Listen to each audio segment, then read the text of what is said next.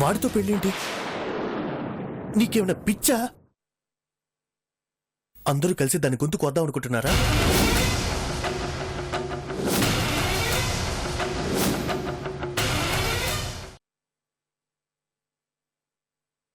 నిద్రపోలేదా? నువ్వు నిద్రపోలేదుగా. రాలేదు. నాకు అంతే. సరే వెళ్ళి పడుకో. మాకు తెలుసులే. సరే.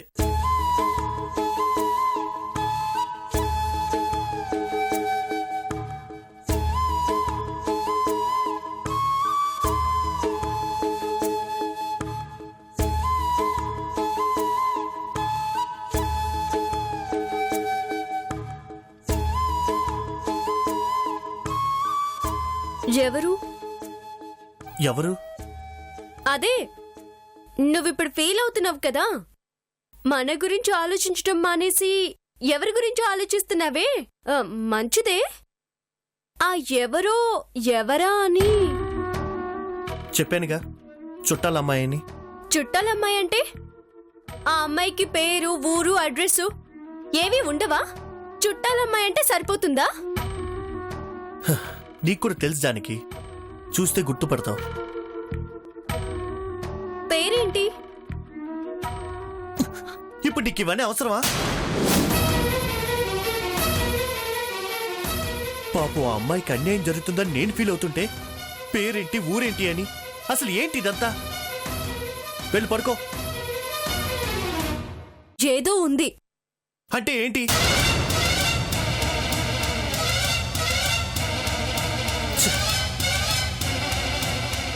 ఎందుకంత ఎమోషన్ ఫీల్ అవుతున్నావు?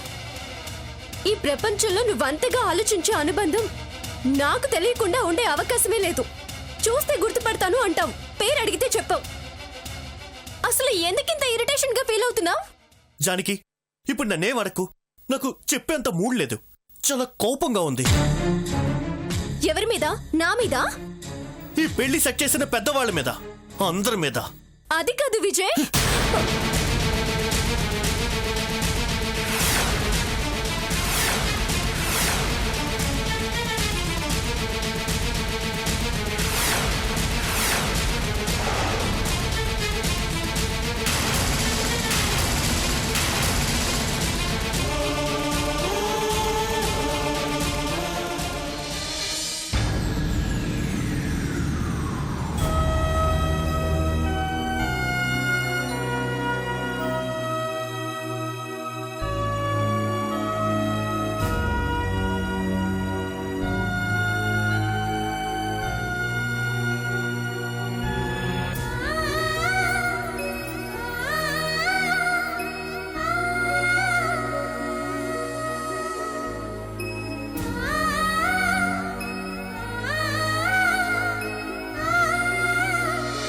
నీకు కూడా బరువైపోయిన ఆ బాధ్యత తనకి మాత్రం ఇంకా తేలిగ్గానే ఉంది. భరిస్తాను అంటున్నాడు. అది మీ ఆయన.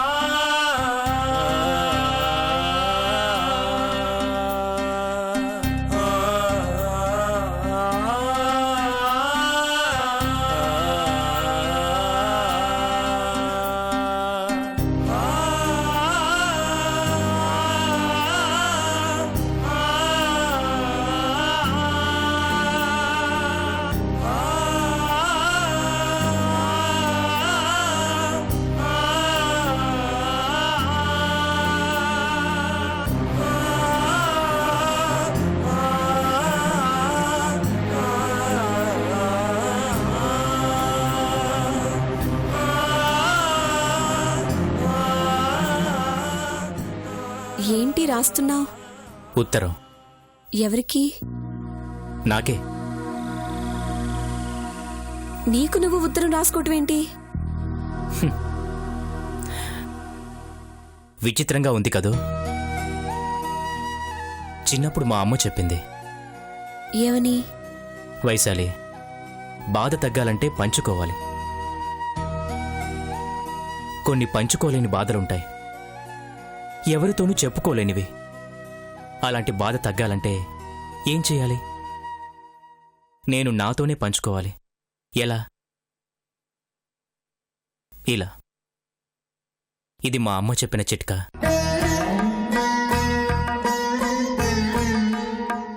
కాగితం మనతో మాట్లాడుతుందంట. కాగితం మీద రాస్తుంటే మనల్ని మనమే ఓదార్చుకున్నట్టు ఉంటుందంట. రాసిన అక్షరాలు మనల్ని పలకరిస్తున్నట్టు ఉంటాయంట. చిన్నప్పుడు మా నాన్న మీద నాకోసారి కోపం వచ్చింది. మా అమ్మ కూడా చెప్పుకోలేదు, కొడుతుందేమోనని.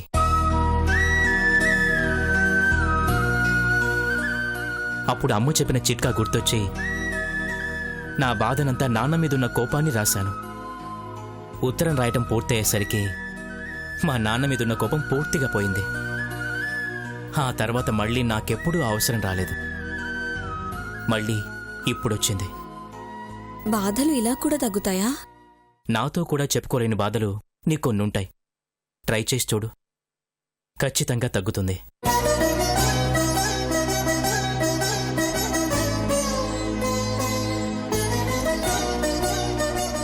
చదవచ్చా? ఒకరి ఉత్తరాలు ఇంకొకరు చదవకూడదు. సర్లే, రాసుకో.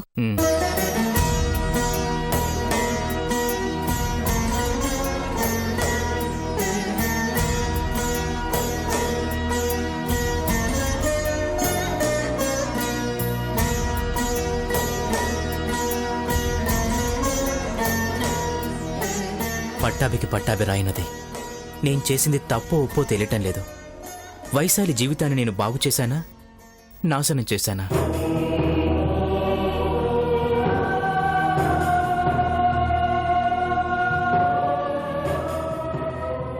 నేను చేసింది త్యాగమా, ద్రోహమా? నాది మంచితనమా, చేతకానితనమా? అర్థం కావడం లేదు.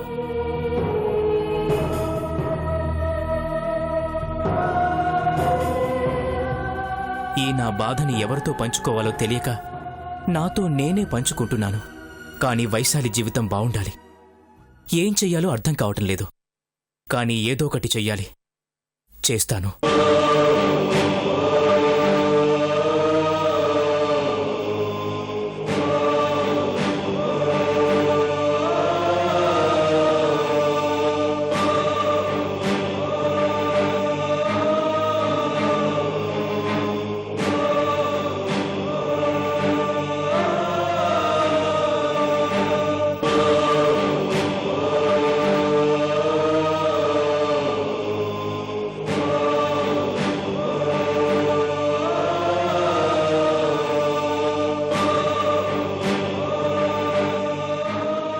నాతో కూడా చెప్పుకోలేని బాధలు నీకొన్నుంటాయి. ట్రై చేసి చూడు, ఖచ్చితంగా తగ్గుతుంది.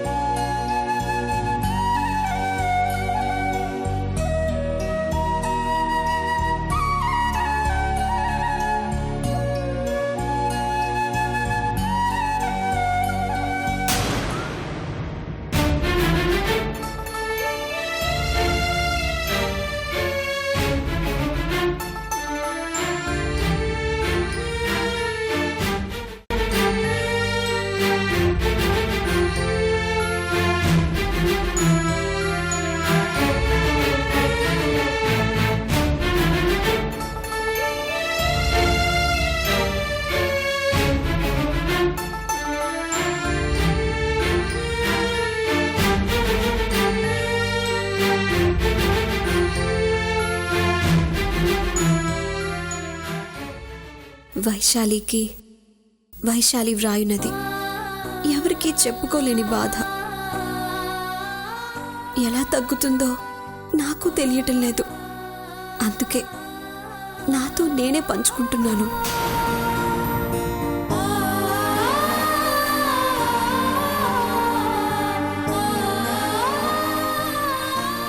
ఇది కూడా పట్టాభి చెప్పిన చిట్కానే. నా చేయి పట్టుకుని నడిపిస్తున్నాడు పట్టాభి. అతని వెనకే వెళ్తున్నాను. అతనితోనే నడుస్తున్నాను.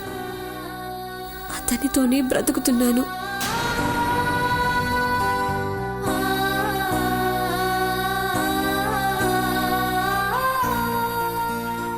ఇది అర్థం అవటానికి నాకొక జీవితం పట్టింది.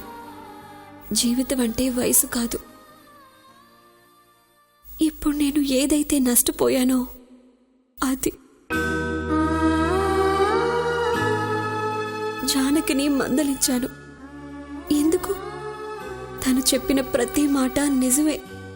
నేను పట్టాభితోనే ఉండుంటే, యోగి అనేవాడు నా జీవితంలోనికి రాకపోయి ఉంటే, వచ్చిన తాళిని గౌరవించి కట్టుబడి నా భర్త స్థానంలో ఉన్న పట్టాభితోనే నేను బ్రతుకుతుంటే నా జీవితం ఇలా ఉండేది కాదు.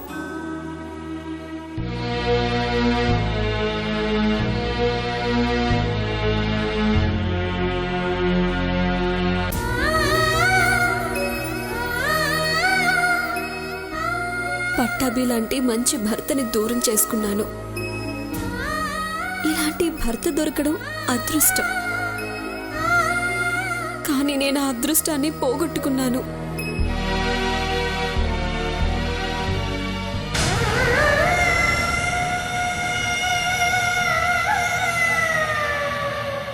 నాకిప్పుడు మళ్ళీ పట్టాభి చెయ్యి అందుకోవాలనుందా?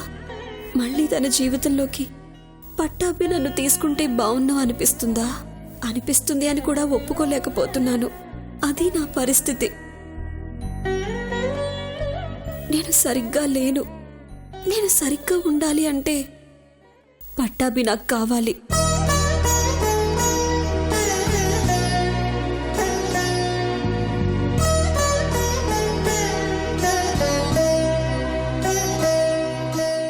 అది మాత్రం నాకు అర్థం అవుతుంది. నిజమే, అంత మంచి మనిషికి నేను ద్రోహం చేశాను కాబట్టే ఆ భగవంతుడు నాకు అమ్మతనాన్ని దూరం చేసి ప్రేమను అందుకునే అవకాశం వదులుకున్నా. అందుకే నీకు ప్రేమను పంచే అర్హత కూడా లేదు అని ఇలా చేశాడు. వైశాలి, ఆలోచించుకో. ఇట్లు వైశాలి.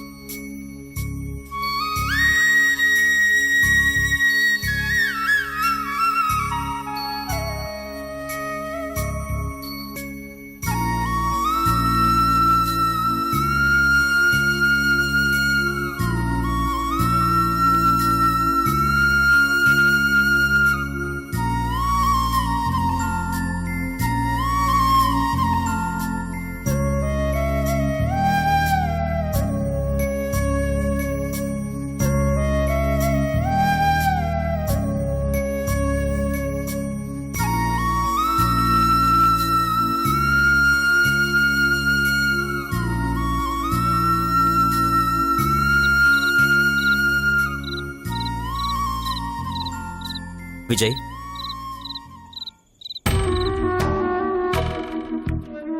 నువ్వేంటి ఇలా వచ్చావు? నిద్ర పట్టడం లేదా? నువ్వేంటి ఇక్కడున్నావు? నీకు నిద్ర పట్టడం లేదా? లేదు, సమ్ డిస్టర్బెన్స్. నాకు అంతే, డిస్టర్బెన్స్. అందరి లైఫ్లో ఏదో ఒక డిస్టర్బెన్స్ ఉంటుంది కదా. ఒక్కొక్కరి లైఫ్లో ఒక్కోలా. కానీ నా డిస్టర్బెన్స్ ఎవరి లైఫ్లోనూ ఉండదు. ఎవరి డిస్టర్బెన్స్ వాడి గొప్ప. నీకేమైంది? నీ ఇంట్లో ప్రాబ్లం వైశాలిది, నీది కాదుగా. నీ ప్రాబ్లం ఏంటి? జానకి నిన్ను యాక్సెప్ట్ చేయట్లేదు, అంతేగా? దాందే ఉంది. అది ఈ రోజు కాకపోతే రేపు, రేపు కాకపోతే ఎల్లుండి నీ ప్రాబ్లం క్లియర్ అవుతుంది.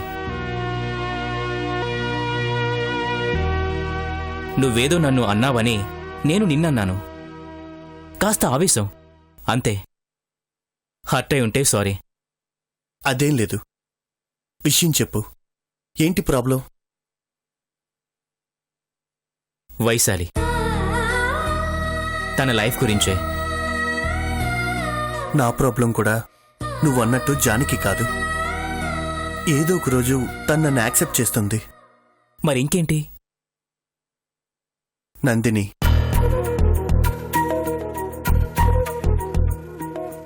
నందినీనా? మీ గురించి తనకు నిజం తెలిసిందా? అలాంటిదేం లేదు, తన గురించే నాకు తెలిసింది. ఏమైంది? నందినికి పెళ్లి ఫిక్స్ అయింది. మంచిదేగా, తన లైఫ్ కూడా సెటిల్ అయిపోతుంది. నువ్వు కోరుకున్నది అదేగా విజయ్. హ్యాపీగా ఉండాల్సింది పోయి ఇలా డల్లుగా ఉంటావేంటి? కాదు పట్టాభి, పెళ్లి కొడుకు రుద్ర.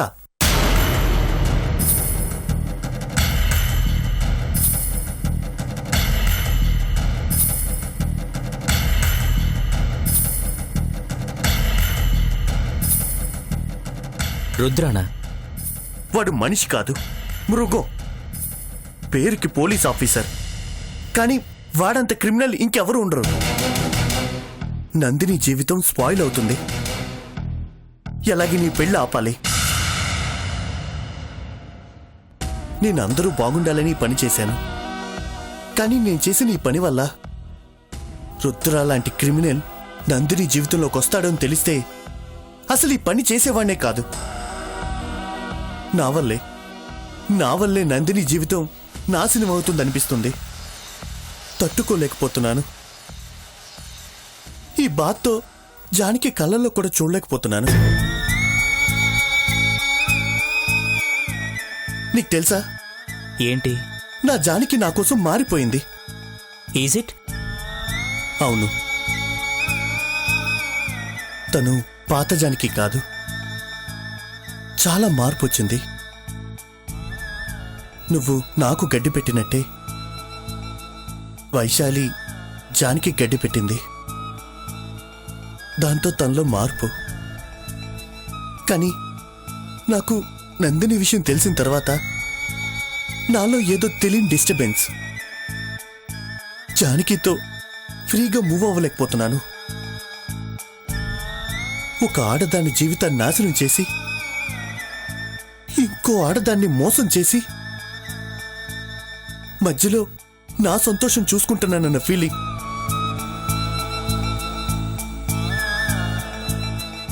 నందిని లైఫ్ బాగుంటే ఈ మోసం కూడా బాగుంటుంది. కానీ అక్కడ నందిని బాగుండట్లేదు. ఇక్కడ నాకు ఈ మోసం గుర్తొస్తుంది. తట్టుకోలేకపోతున్నాను.